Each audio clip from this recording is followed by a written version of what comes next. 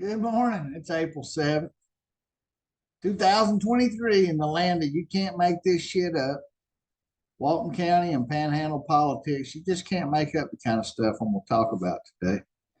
Anyway, you know, instead of my normal rant or whatever, I want to give you, the viewers watching this shit show, and you, the people who actually live within the boundaries of the shit show, mostly I talk about.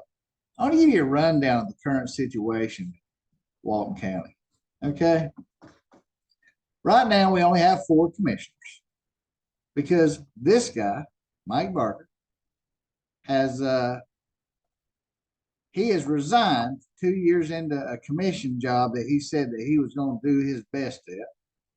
In the long line of 20 or 30 jobs he's had in his career, because his uneducated career, he has no degree or anything else. His career mostly involves scandal around women, as far as I can tell, Mike. Aren't most of your position changes having to do with some positions you had with women? Issues you had with them? Whatever it was, you were caught in a compromising position. That's what I see.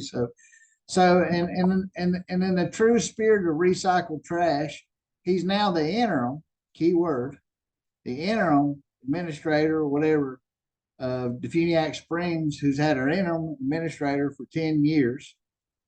And the grand jury said they didn't really know where their money is and stuff like that. I mean, you just can't make this up. So that's where we are. So he's left the commission, and we're left with 4 commissioners. And we got Donna Johns, Danny Lidwell, and we all know Danny. He's Mr. Fancy Pants who wants Amtrak and $6 million bathrooms. Okay. And now we learned that Danny and them supported the airport up there in Defuniak, and we learned the other night that while they were busy spending infrastructure on a place for private jets don't want to land, because nobody wants to come to the beach through the Defuniak airport or train station. That's not how we get here. He gave money for an airport. We find out that shit floats in Defuniak, that their sewer system's been broke for a long time, according to Matt Carpenter, and it's violating the EPA, and the county's hooking up more systems to an overloaded system. Hey, state representative there, Mr. Pharmacist down there. Hey, Shane Abbott, weren't you down at the triathlon at the Defuniak Springs Lake? No wonder, is there a lot of ear infections and stuff? Well, we all know why. Apparently, it's been broke forever. Why are we promoting for people to come, Danny? And now, Mikey, why are we promoting people to come to Defuniak Springs? And guess who's going to run for Defuniak Springs? Oh, Matt Carpenter himself, Mr. Burns, the Democrat. He's going to come in there and he's going to vote Mikey, not the interim, because they need some stability in Defuniak Springs, so they're going to vote in the guy with 30 jobs. No, does that even pass the smell test? It doesn't in my world of common sense. You know, we see through it. You know, it just doesn't make any sense. You got to go look at that. We're building airports and $1 million parking lot, and we got a sewage system that supposedly is leaking into Lake Defuniak, and we got a county demanding neighborhoods hook up to an overloaded system that's not within the city limits. That doesn't pass the smell test. Little Matt Carpenter. We got Rhonda Skipper. She's got video. We've got recordings, audio recordings, excuse me, not video, of apparently her hiring prophets. You know, people to come prophesize to our supervisors. And that blows my mind that nobody, remember, folks, I want to talk to you about this on the Alan Osborne Show. Here's why this stuff matters. And then I'll go back into the players. All of us see it, and we don't do anything about it. We all bitch. We see America imploding, and we all sit around thinking the right thing is going to happen, and then we're shocked when some tranny dude ends up on the side of a Bud Light can. And it's the fleecing of America, and we want to show that to our kids. Sexual preferences are not for children. We need closed borders. We need guns. We need to protect America. And, you know, we need to enforce whatever laws we're going to have And politicians and lawyers cannot run this country because they're doing a shitty job. We need veterans out there to step up. And a lot of people say, I'm going to go pray about it. And here's what I've got to say to you good Christians out there praying for an answer. Well, hallelujah. Your prayers have been answered. Because if you're watching the Alan Osborne show, you're either angry at me because you're one of those liberal kiss-ass Democrats who's ruining socialists around this county and country, or you're intelligent enough to understand what I'm saying. If that's true, your prayers have been answered because God gave you a brain, gave you 2 hands and all the tools, 2 feet, and able to write and read and watch and listen. And you can get involved at your level. You can come to a meeting. You can call the state attorney's office. You can show up at a public meeting and voice your concerns over this corruption. We can demand, we can start a petition. All of you are just as able as me. Maybe you don't want to have a show and have people hate you. That's okay. Saying the right thing doesn't bother me. That's why, I didn't change what I had to say when Trey Nick and them. I knew Trey Boy wasn't going to learn nothing. He never really served the Constitution, so he'll never understand it. Matt Carpenter got up and talked about self-service, selfless service. No, it's self-service, what he's doing. He has an agenda. It's not for the good of everybody. And a lot of the people who are running our county think that they're judge and jury, that the law is theirs to interpret, and it's not. Even a judge can't give you permission to break the law. He can decide what punishment you get, and if you're guilty of breaking the law, or put you before a jury of your peers. But he can't say it's okay for you to go break it. He can just consider the circumstances, the law, and the precedents. And that's where you're at. But in this county, it depends on who you are and your DNA. And I about got sick of that TDC attorney or whatever, his beardy guy there next to Danny there was supporting him. He kept saying the local thought. I got news for you. Matt just admitted he just moved back here. A lot of you people are local. You're younger than me, so I've lived here longer than you were born. A lot of us have. Just because your DNA was born here, that's a stupid reason to think that you're more local than any of us. I wasn't born here, but I spent the majority of my life here, and my children were born here. That's as local as it fucking gets. I'm paying fucking taxes on land. Participated, coach ball, was in Boy Scouts, took kids from Walton to Boy Scout camp for the summer. How fucking local you want to get? I was offended by Beardy. You need to shave and quit eating donuts. I'm offended by people too lazy to shave. How about that? But it's okay. But getting back to my thing, what I said, your prayers have been answered. In the days of sitting on the sideline in America and let America just barrel down the track from Washington to wherever, down to this small town in these counties, we have got to get more involved and care, because evidently we forgot what it means to be an American. It means we're served by the Constitution. And it doesn't seem to matter anymore what that means. And only you can do something. So thank God for you people that are praying for answers. You've got them. Come on out to a meeting. If you think Alan's crazy, why don't these smart lawyers just prove me wrong? Produce the notice of proposed change. Show you're not breaking the law. Show me that you didn't cut off 20% of the development. Show me that you're not dumping water and spending taxpayer money to break the law. What is the level of offense? Now, we'll get offended as hell over the same issue over and over. And all I hear in the news is about racial divide and all that. Well, how about we just look at issues without race or color or DNA, just like this issue? The issues that I bring up are matters of law. The law should be the same for everybody. Isn't that what they're all preaching? But it's not. I guess Are hillbillies a minority? Can I get some attention over here just to have the law enforced? Can I get the corruption to stop? Can I get the state attorney office to follow public records law like that and willingly do it? Can we get an investigation? Can Walton County not have an interim attorney? So let's get all into that. Who else are these players in Walton County? Did I leave out we know Clay Atkinson, he's the attorney for everybody. The Funiac, Paxton, Freeport, the TDC, Walton County interim attorney. He's one-stop shopping. He goes to a Freeport meeting and says, I'll go ask the county attorney. And then he goes and asks himself if he can do something for the town that he's working for. You see how stupid this is? The fact that this arrogant fat piece of shit thinks that he's even within the bounds of law and ethics is beyond me. He's pathetic. I call him the penguin. And he is raking the taxpayers and us to the coals. And then we got the legislative liaison. Now, if you know, I'm going to put Gary Madison's picture up there. He had to be let go for assault on his wife, quit or whatever in the Bayou Bills parking lot. Gary, I'll read that article if I need to. But this is your legislative liaison. Now, maybe he was hired by HR and Gary Madison. We don't know because Danny says that's day-to-day business.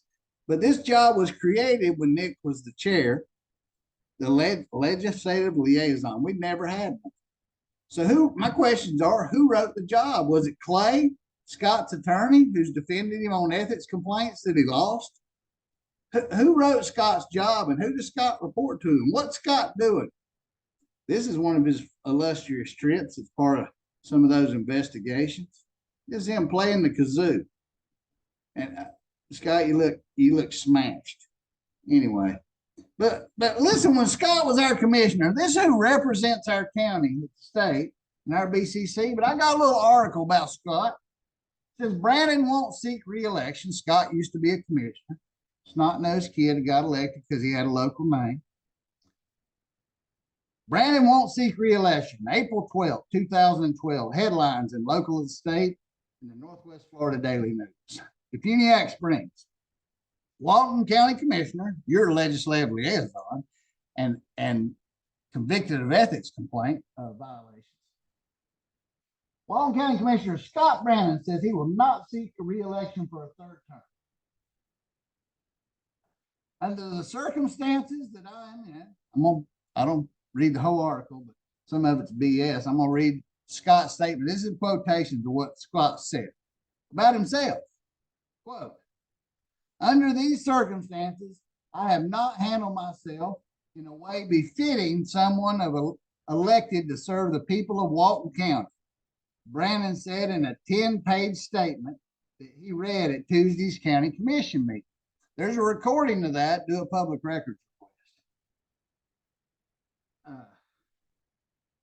Let's see here. My behavior, quote, at times erratic, and things I have said and done are truly unacceptable, and I truly regret these.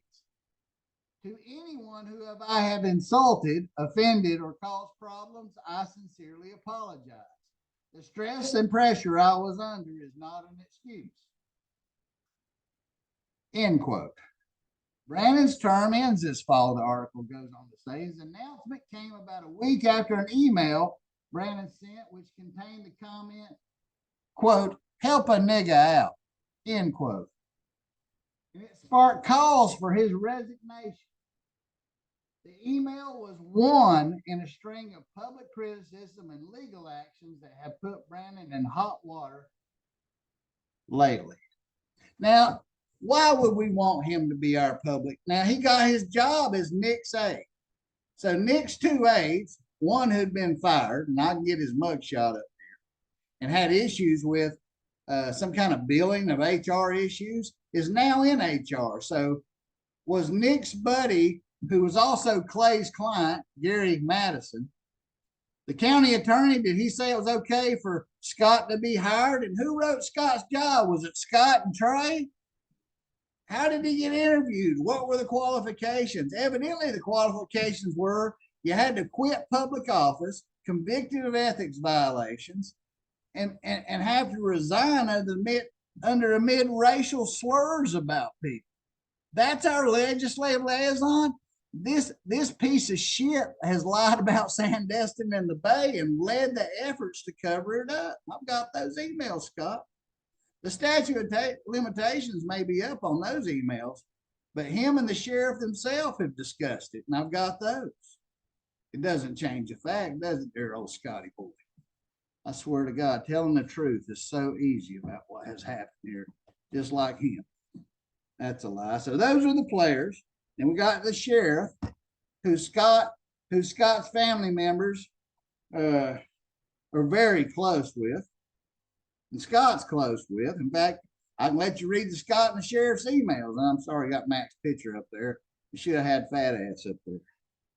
That's right. When you don't lead by example, you know, I heard Mikey was down there by spring break down by the beach, and I heard he was going to handle all these real.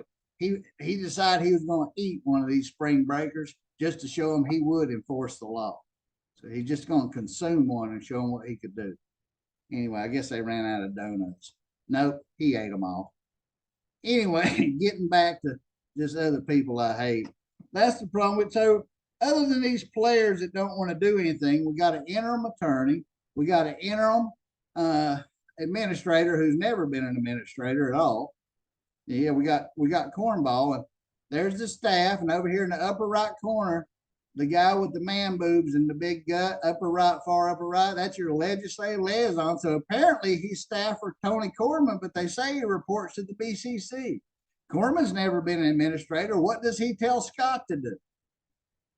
This makes no sense how he got this job. Like, how did Corman get his job?